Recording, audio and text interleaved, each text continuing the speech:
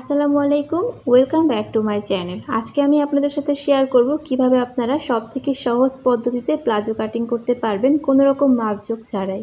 তো চলুন কথা না বাড়িয়ে ভিডিওটি শুরু করছি। তো প্রথমে আমি যে কাপড়টি দিয়ে প্লাজো তৈরি করব সেটাকে 4 ভাঁজ করে নিয়েছি। এরপর আমি আমার যে প্লাজোর মাপ সেই মাপ অনুসারে একটি প্লাজো এই কাপড়টির উপরে রেখে দিচ্ছি। তো এখন আমি কোমরের দিকে ইলাস্টিকের জন্য 2 ইঞ্চি মাপ রেখে দিচ্ছি।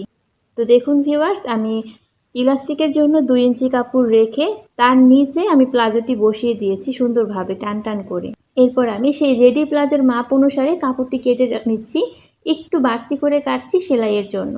আমাদের কোমরের যেই চওড়ার মাপ সেই চওড়ার মাপটি আমরা দিয়ে নিচ্ছি এবং তার থেকে 2 ইঞ্চি বাড়িয়ে নিচ্ছি সেলাইয়ের জন্য।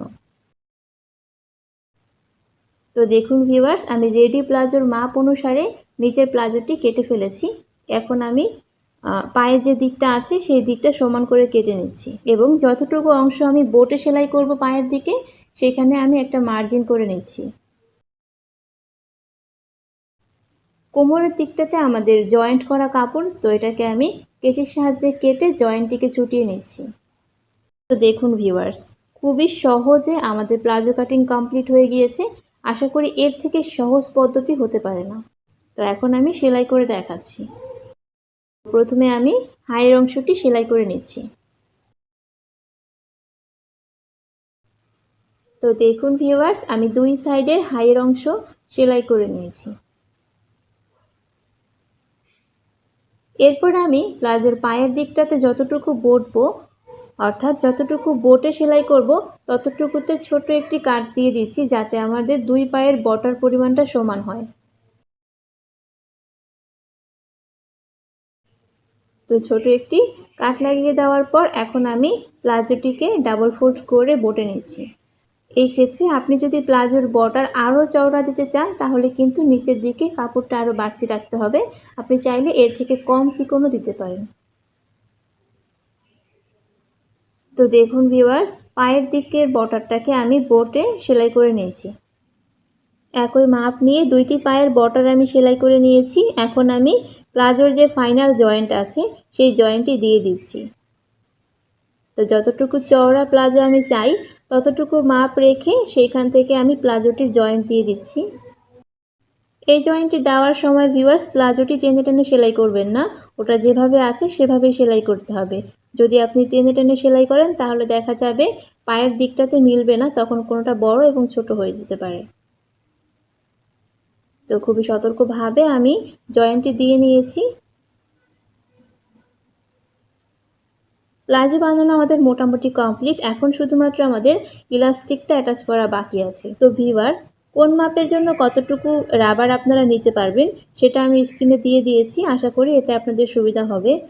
আমার মেজারমেন্ট অনুসারে আমি 22 ইঞ্চি লম্বা ইলাস্টিক কেটে নিয়েছি। ইলাস্টিক কেটে নেওয়ার পর এবার আমি ইলাস্টিকের যে 2 মাথা আছে সেই 2টি মাথা একসাথে এনে চাপ সেলাই দিয়ে জয়েন করে দিচ্ছি এবং এখানে অবশ্যই চাপ সেলাই দিতে হবে, তা না হলে কিন্তু যে কোনো মুহূর্তে ইউজ করতে করতে এই রাবারটি খুলে যেতে পারে।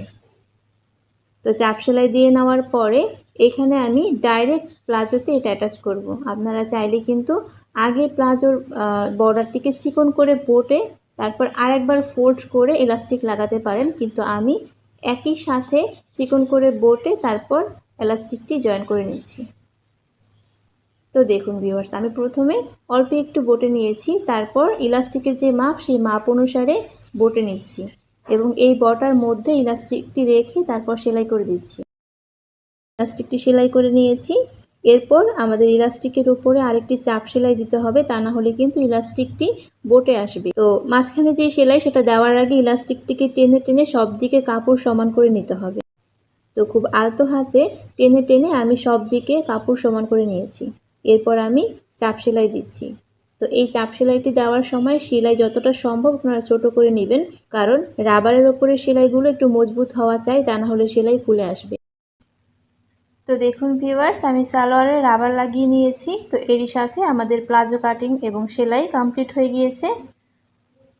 তো আশা করি ভিডিওটি আপনারা বুঝতে পেরেছেন এবং আপনাদের কাছে সহজ লেগেছে। তো আপনাদের কাছে একটা অনুরোধ রইল, প্লিজ আমার চ্যানেলটিকে সাবস্ক্রাইব করবেন এবং ভিডিওটিকে লাইক করে দিবেন, কারণ আপনাদের সহযোগিতা ছাড়া আমার এগিয়ে যাওয়া অসম্ভব। আজ এই পর্যন্তই। আল্লাহ হাফেজ।